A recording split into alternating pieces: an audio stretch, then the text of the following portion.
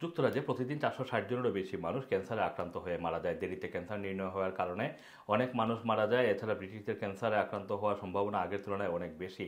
তবে 1970-এর দশকের পর থেকে ক্যান্সারে আক্রান্ত রোগীদের বাঁচার সম্ভাবনা দ্বিগুণ বৃদ্ধি পেয়েছে। ক্যান্সার রিসার্চ ইউকে গত 50 বছরের তথ্য স্টাডি করে জানিয়েছে যে 1973 থেকে 2020 সালের মধ্যে টিউমারে আক্রান্তের প্রায় 48% বৃদ্ধি পেয়েছে। প্রতি বছর প্রতি লাখ মানুষের মধ্যে 607 জন মানুষ টিউমারে আক্রান্ত হয়। 1970-এর দশকে এই হার ছিল 413 জন।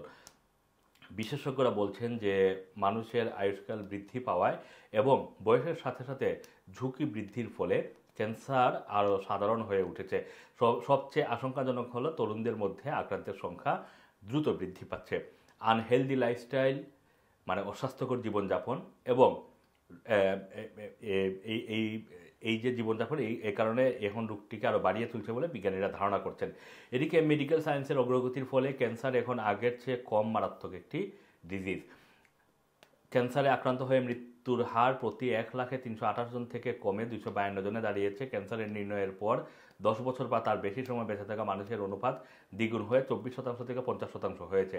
ক্যান্সার রিসার্চ ইউকের প্রধান মিশেল জানিয়েছেন, গবেষণার কারণে গত 50 বছরে ক্যান্সারের মৃত্যুর হার নাটকীয়ভাবে কমে গিয়েছে এবং বেঁচে থাকার হার দ্বিগুণ হয়েছে।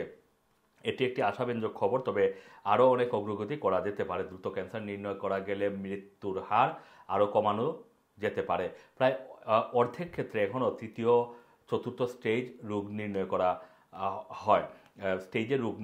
হয়। এই সময়ে এসে ক্যান্সার নিরাময়ের সম্ভাবনা অনেক কম থাকে। তাই ইংল্যান্ডের ক্যান্সার সার্ভিসকে ঢেলে সাজাতে হবে এবং সরকারি বরাদ্দ আরও বাড়াতে হবে। আসসালামু আলাইকুম, রানা টিভি, লন্ডন।